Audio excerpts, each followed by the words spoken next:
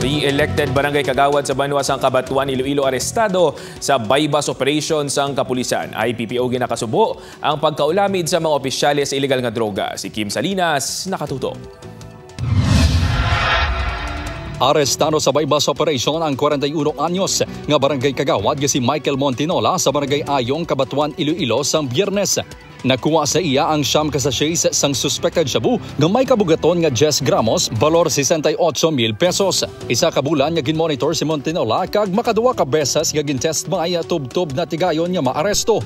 Sunod sa kapulisan, isa ka newly identified drug personality ang opisyal nga yara na sa ikatatlo nga termino. Actually, nakailang test by tayo sa kanya to validate. At yun nga, kahapon is pangatlo. Wala sa monitoring natin, wala sa listahan itong nating nahuli.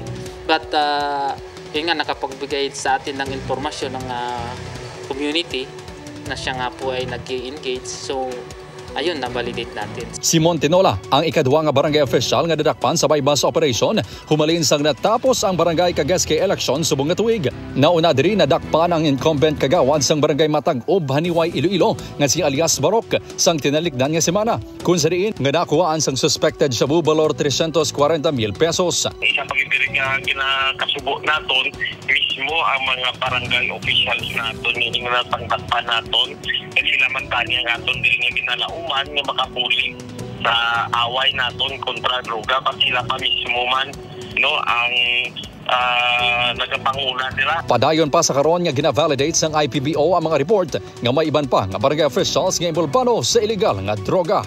Once nga ang isa ka barangay officials or elected officials ang madakpan sa illegal drugs sa aton nga anti-illegal drugs operation, immediately gina-furnish nato o gina-report nato din sa aton nga DILG.